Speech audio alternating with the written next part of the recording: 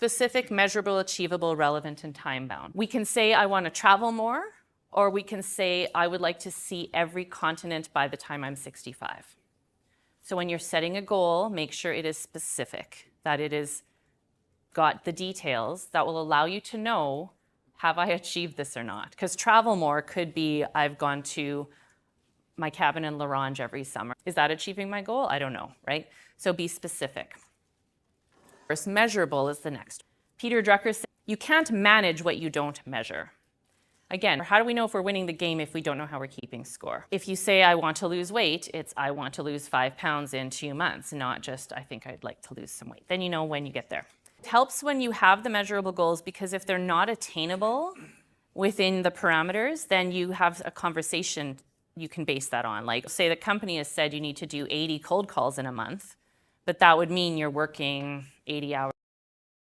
Because you're measuring it, you can adjust and adapt and course correct, because you know what's achievable and what's not. So sales goals are huge, but also from there you go, well, how many meetings do we have to these sales goals, to reach those numbers? All those metrics can come into play to help you know what's a good week. Have I had enough calls? When I started in advertising, I didn't know anything about anything, but I had a really great training program, and they said you have to make a quarter of them will get you a meeting, a quarter of those will turn into business. So you could work backwards from that. And I learned early that it's a numbers game in that case.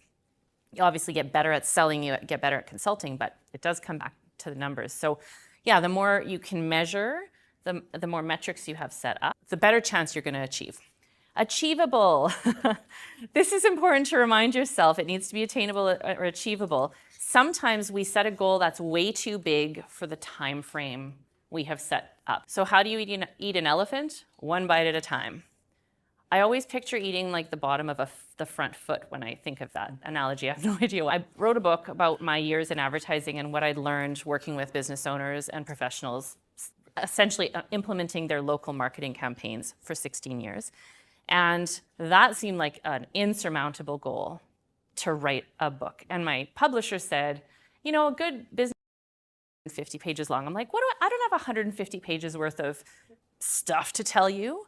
Well, it turns out I had 300 pages worth of stuff to tell you, but I didn't know where to start. So I broke it down into those biteable chunks. I started with, what are the 10 topics you'd want to get across? Those are going to be your 10 chapters. Within each of those 10 chapters, what are the 5 subsections you'd want for those? And with each of the 5 subsections, what are the 5 main bullet points you want to get across?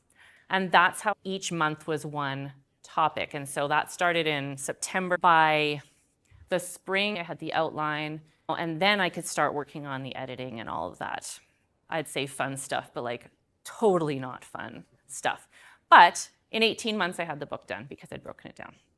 The same thing happened. We had done a retail online course. But out of all the things I could have told them and shared, and 300 pages worth of what I'd said, how do you break that down into 8 small modules? And so again, it's one elephant bite at a time. It was a series of sticky notes on the wall, organizing them into sections and kind of going from there. So achievable means it feels too big. Set the goal for that first step, and then work towards only that first step. Don't even think about beyond that first step.